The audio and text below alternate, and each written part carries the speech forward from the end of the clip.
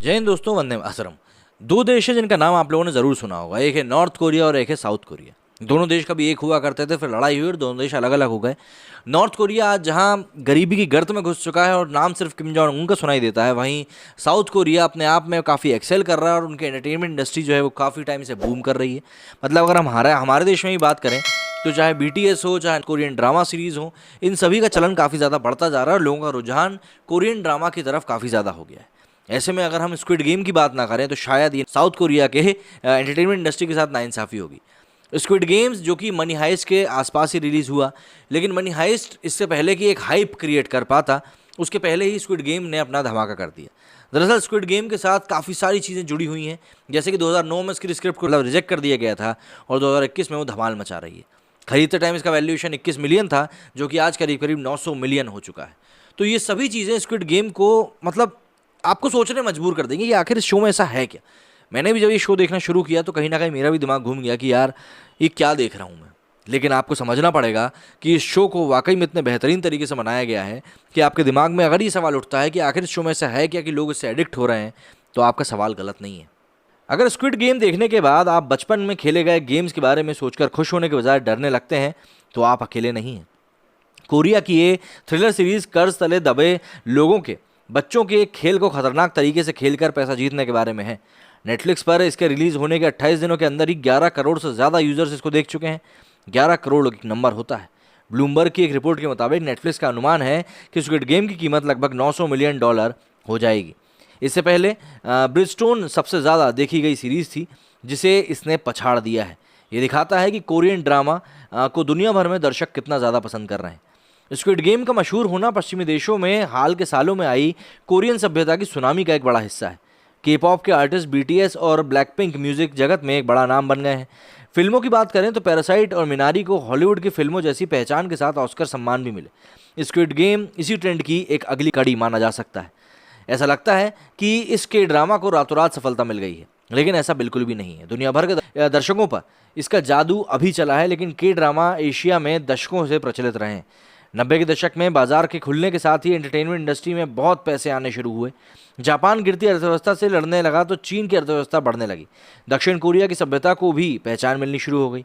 अमेरिकी प्रोग्राम की तुलना में दर्शक के ड्रामा से अधिक जुड़ा हुआ महसूस करने लगे। ये चीनी संस्कृति और सभ्यता के भी अधिक करीब थे। अगले एक दशक में इन्होंने जापानी वर्चस्व को भी चुनौती दी। साल 2003 में कोरियन ड्रामा विंटर सोनाटा को जापान के 20% दर्शकों ने देखा। Korean culture and information service की 2011 की एक रिपोर्ट के मुताबिक कई एशियाई देशों में कोरियन ड्रामा वहां के रहन सहन और खरीदारी पर प्रभाव डाल रहा है, जो कि सभ्यता की अपील के बारे में भी बताता है। विकी और ड्रामा फीवर जैसी स्ट्रीमिंग सर्विसेज के आने से दुनिया भर के लोगों के लिए पिछले एक दशक में के ड्रामा देखना मुमकिन हुआ। इससे के ड्रामा को नए दर्शक भी मिले। जैसे जैसे प्रचलित हुए, नेटफ्लिक्स और हुलू जैसे प्लेटफॉर्म्स ने इसमें दिलचस्पी दिखाना शुरू किया। 2018 में वार्नर ब्रदर्स ने ड्रामा फीवर को बंद किया तो नेटफ्लिक्स ने और निवेश शुरू कर दिया। अगले 2 साल में सब्सक्राइबर बढ़े और के ड्रामा के दर्शक भी। इनकी अलग अलग कहानियां लोगों को दिलचस्प लगने लगी। 2019 के रोमांटिक ड्रामा क्रैश लैंडिंग और यू को लोगों की तारीफ मिली और जापान में 229 दिनों तक ये टॉप 10 लिस्ट में रहा। ये अमेरिका में 21 मार्च से लेकर 27 मार्च 2020 तक छठा सबसे ज़्यादा देखे जाने वाला प्रोग्राम था। इसी के साथ ही फिल्म पैरासाइट लोगों की दिलचस्पी को एक नए मुकाम पर ले गई। इसके बाद महामारी ने दस्तक दी और पश्चिम की एंटरटेनमेंट इंडस्ट्री करीब करीब बंद हो गई।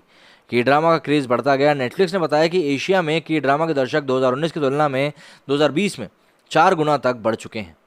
लंदन में रहने वाली लेखिका टेवर डियोर रंबल, जिन्हें के ड्रामा पसंद है, बताती हैं कि ज़्यादातर प्रचलित के ड्रामा स्टाइलिश, चमक दमक वाले और सच्चाई से दूर होते हैं, इसलिए ये हकीकत से दूर जाने में आपकी मदद करते हैं। कुछ ख़राब सालों के बाद लोग उस एंटरटेनमेंट की तरफ जा रहे हैं जो उनके दिल को भाए। ऐसे कई प्रोग्राम्स मौजूद हैं जो कई अलग आइडिया पर बने हैं। उनकी कहानी बिल्कुल अलग है। ये आपको ब्रिटिश या अमेरिकी चैनल पर नहीं मिलेंगे। इनमें फैंटेसी है, साईफाई है, एक्शन है और थ्रिलर है। रंबल कहती हैं कि इन्हें इसलिए भी पसंद किया जा रहा है क्योंकि परिवार के साथ इनको देखा जा सकता है। इसमें न्यूडिटी और सेक्स नहीं है। कोरिया की सोसाइटी काफ़ी रूढ़िवादी है, इसलिए इन प्रोग्राम्स का दूसरी सभ्यताओं में भी पसंद किया जाना आसान है। इसके अलावा शानदार प्रोडक्शन, खूबसूरत जगहों पर फिल्मांकन लोगों को एक सुखद अनुभव भी देता है। ये युवाओं के तनाव को भी देखता है, इसीलिए उन्हें उनको ये काफ़ी ज़्यादा पसंद आता है। दुनिया में अमीरों और गरीबों के बीच दूरी बढ़ रही है और बढ़ेगी भी। पैरासाइट फिल्म इस सच्चाई को सामने लेकर आई। स्क्विड गेम ने भी कई तरह की परेशानियों को दिखाया। रंबल कहती हैं कि इसमें कई तरह की परेशानियां दिखाई देती हैं, जैसे कि कर्ज के कारण होने वाली परेशानियां, इसलिए दर्शक इससे जुड़ा हुआ महसूस करते हैं। खास तौर पर महामारी के समय जो लोगों के लिए एक काफ़ी मुश्किल समय था। मतलब स्क्विड गेम इस समय जिस तरीके से अपनी वायरसनेस को फैला रहा है ना, उसको देखते हुए ऐसा महसूस अब होने लगा है कि भाई कोरियन ड्रामा शायद वास्तविकता के ज़्यादा करीब है और अब उनमें ही दिलचस्पी बढ़नी भी चाहिए। और देखिए कि ये बात इसलिए भी एशियन कम्युनिटी के लिए ज़्यादा ज़रूरी है क्योंकि एशियन कम्युनिटी के ज़्यादा करीब होते हैं कोरियन शोज़। तो ऐसे में अगर आपने अभी तक स्क्विड गेम नहीं देखा है तो यार एक बार देखना ज़रूर, क्योंकि देख के इसको वाकई मज़ा आएगा।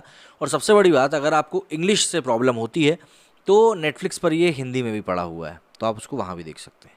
मेरे स्टूडियो में फिलहाल इतना ही। जय हिंद, जय भारत।